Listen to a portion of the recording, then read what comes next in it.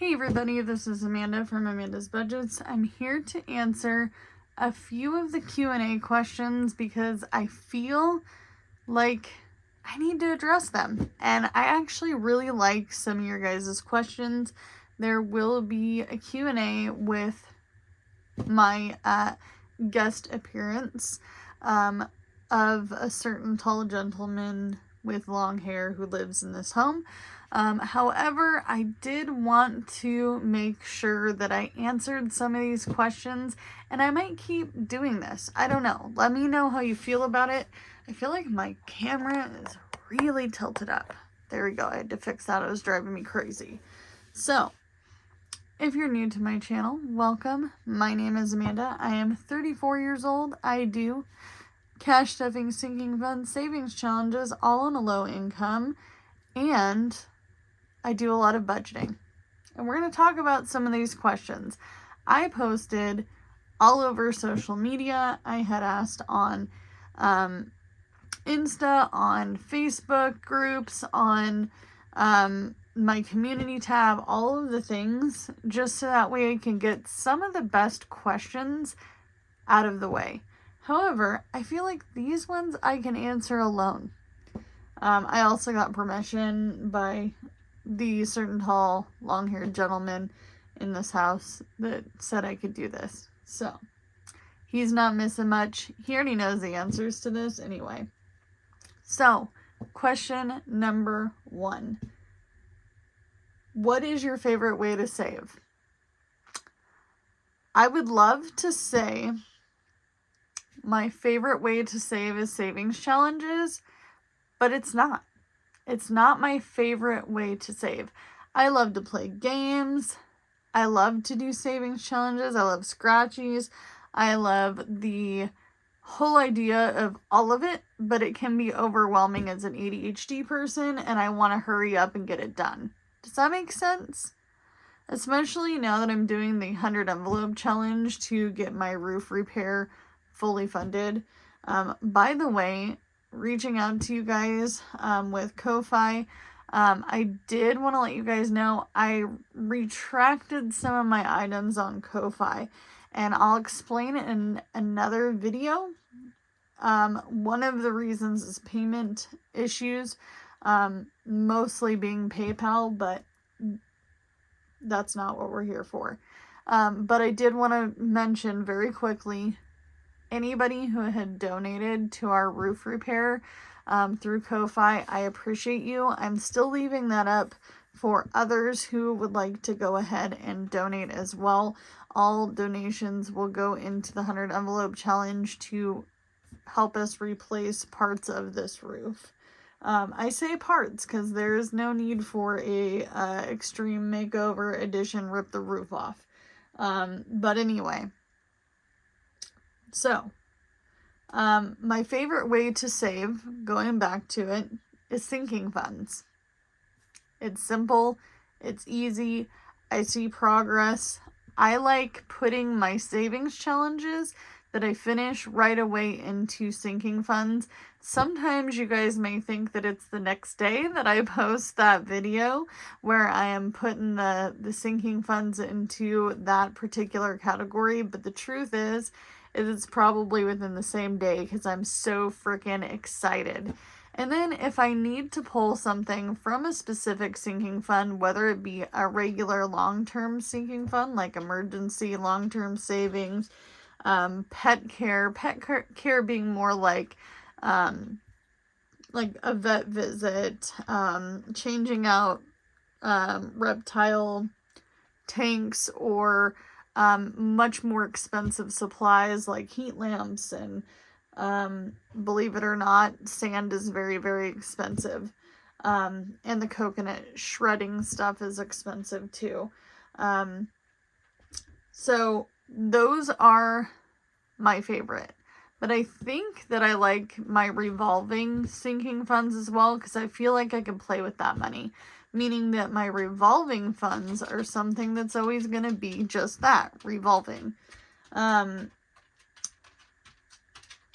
question I got was, how did you save to pay off $10K in debt when you were homeless? Well, I had a bank account. It just was an interesting question, and I'm not trying to downplay anybody who asked me this question. It's a genuine question. How did I do it? I worked multiple jobs. I worked 2 full-time jobs. I set aside 1 paycheck because at the time I was only paying for car insurance, my car payment, food, and anywhere between $20 to $50 burner phone card. A burner phone, if you don't know, is a prepaid phone. So I was using like Kroger. Kroger was my favorite one out of all of them. I used to do a lot of phones from Straight Talk, but they ended up being garbage, and Kroger let me bring my own phone. So that's why I used that.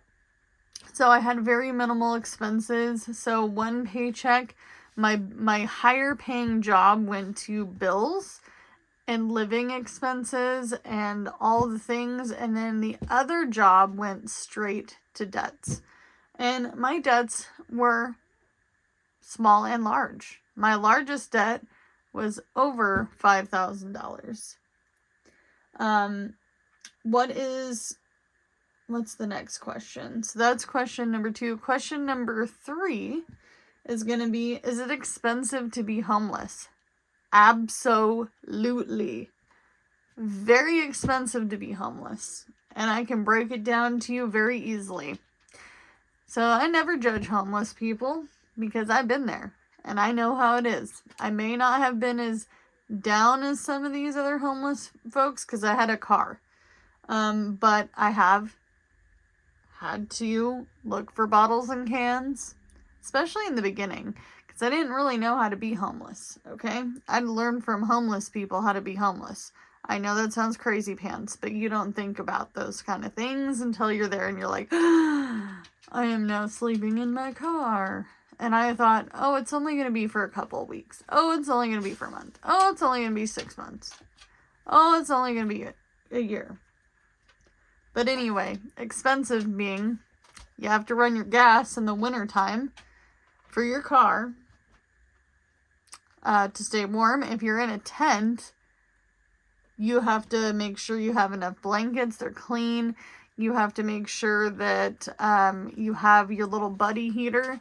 I used those when I lived off grid in my travel trailer, and that's expensive. Propane is very expensive. You think, oh, it's only $2 a gallon or $1.50. Yeah, but you're going to go through an entirety of an atomic F-load of it. Lots of it. Lots. Like, I could probably go through 50 gallons of propane between cooking and heating in my 1971 RV. Not even an RV. It's a pull trailer. Anyway. Just to keep warm and fed once a day. Okay? That's a lot. And I could do that in a week. Okay? So I would say those things are the most expensive. Heating and eating. And eating meaning that there are times where you're going to have to use either your EBT if you have it, because not all homeless people qualify. How do I know this? Because some homeless people are on Social Security and maybe they make a little over what they're allowed to make to get EBT. So I'm just putting that out there. So if you have EBT, it goes fast. If you're buying $8 sandwiches at Safeway Deli, y'all know, go look at the price. Go look at the price of some of that pre-made stuff. To you, if you're a working person and you're not homeless, yeah, maybe an $8 sandwich isn't bad. But when you are on the down and out and you're trying to get back up, that $8 sandwich feels like $1 million, okay? Fast food is expensive. If you have to eat it 3 times a day to be fed, there is not a lot of places that do kitchen meals, like hot meals, on an everyday basis. One city, particularly in my area, is blessed because they do it 3 times a week, but it's only for one meal. Okay, so food, heating, eating, expensive. Travel, expensive. If you are carless, you're on a bike, that takes a lot of person power. Okay, so you're not just fueling your tank of gas because you don't have a tank of gas. You're fueling yourself as a human. So you're eating more. You're drinking more water. Water costs money. I didn't have a tap to just go and, between living off grid and which I basically consider glorified camping homelessness, especially if you're on a low income and you haven't got a great start like myself, and you don't have running water, like true off-grid, meaning, you're 50 miles from the nearest city and you're in the middle of the desert. Yeah, been there. So heating, eating, water. What else was really expensive? Showering. I had to shower at a gym. A lot of people didn't even know I was homeless, but I was spending a lot of money. So just to put it in perspective, my first job I was making $19.50 an hour, 40 hours a week, running a sandwich shop. My other job was working at a convenience store, 32 to 40 hours a week. That was going to debt. This $19.50 an hour barely kept me afloat, especially in the wintertime. Just to stay warm, fed, water. You don't think of things like, where am I going to wash my hands? Where do I go to the bathroom? I was homeless during the height of the pandemic. It was very hard. And there were times where I dreamed of a streaming shower, a warm bed. So I don't take any of these things for granted. Every time I'm able to take a shower, wash my clothes, and sleep in a warm bed, I am beyond blessed, grateful, happy. You couldn't even imagine. Okay? What gig apps do you think make the most money?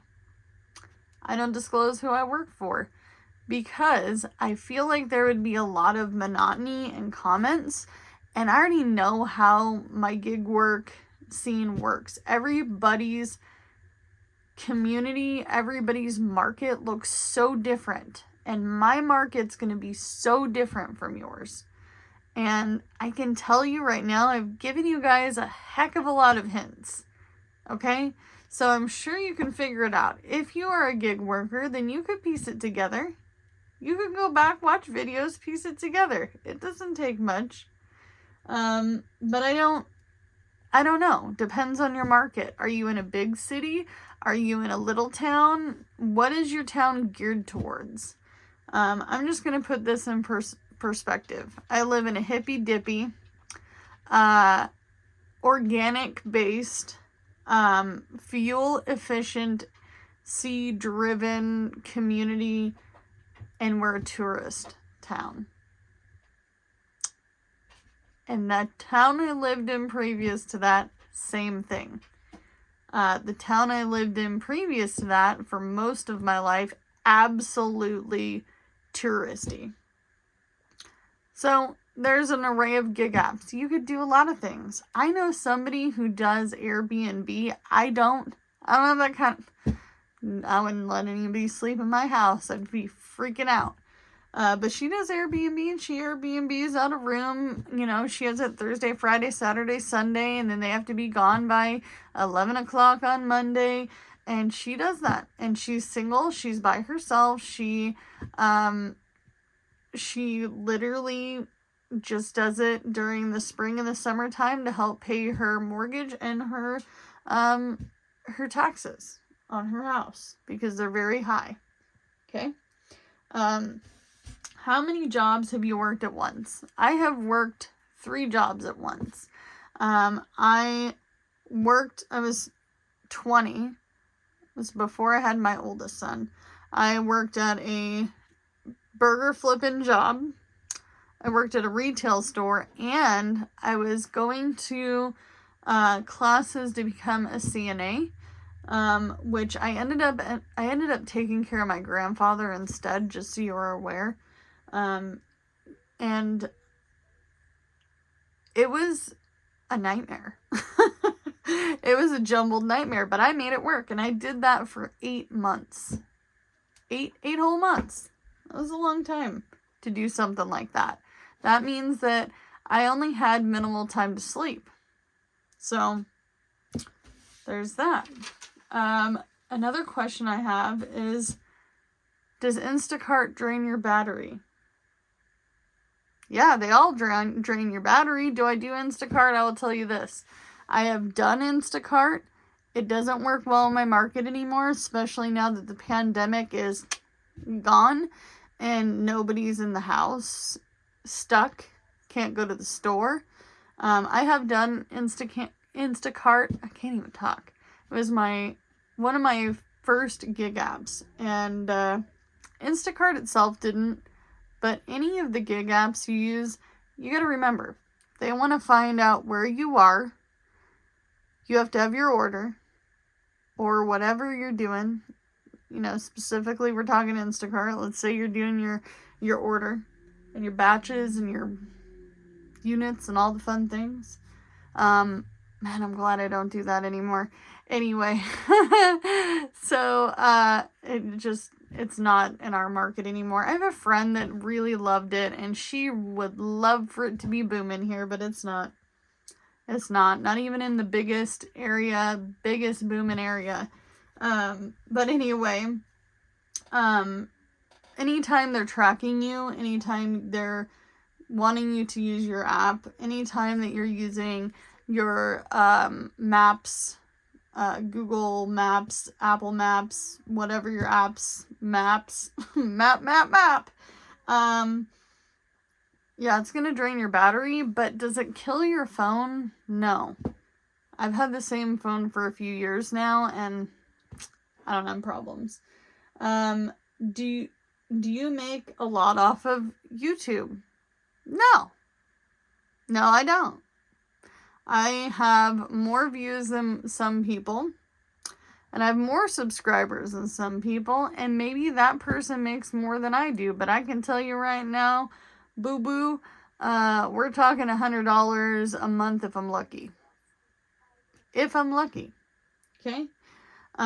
Somebody asked as well, do you make a lot of money off of Etsy? No. No, I don't. To be really super transparent, I only made $3,385. And that's not including some of my expenses that I put in.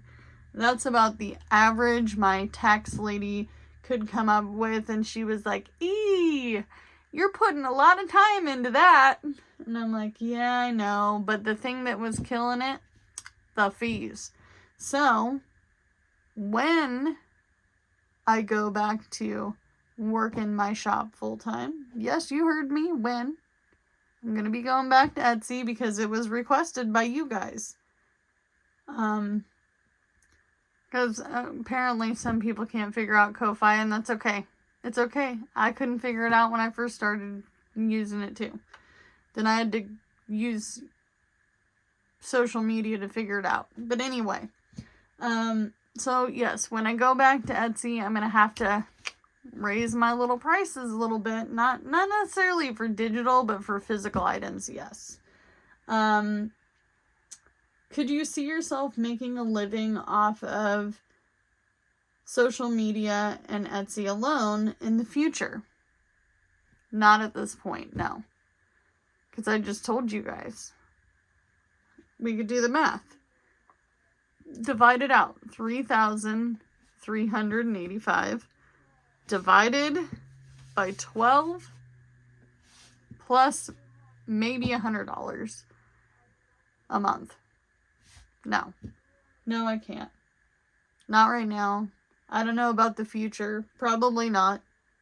This is more of a hobby for me. This is more of this keeps me going. You guys keep me transparent. You guys keep me positive, and you guys keep me creative, and this keeps me consistent. Okay? And I find it to be really fun. I actually like doing this. It's fun. It's a hobby for me. Next question.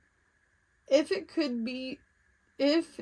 it was just you, would your bills be cheaper? Heck yeah! Heck yeah, if it was just me, it'd be cheaper. But I have 2 sunshine boys. They're my babies. And I have a husband. And I wouldn't trade them for the world. But yes, there are some things that I wish that we could do a little differently with our budget. But I want to agree with my spouse before we do those things. Because we're on the same track. But yeah, it'd be cheaper if you're only one person. I don't use a lot. I don't eat a lot. I don't spend any money. I don't like spending money. Money is the if I'm going to spend time making money and I'm going to spend all my time making money, why would I want to throw it away? Why would I want to give it away? No. No. No, no, no, no. I've come too far to spend my money on crap I don't want. So, those are the questions I have. If you have any other questions for the Q&A with me and the hubby, which is coming up, please leave me a comment down below and I can add them to the list. And it can be a yes or no question because then it gets answered and it can be fast. But just remember, you guys, do what you can with what you got, and I'll see you in the next one. Bye, guys.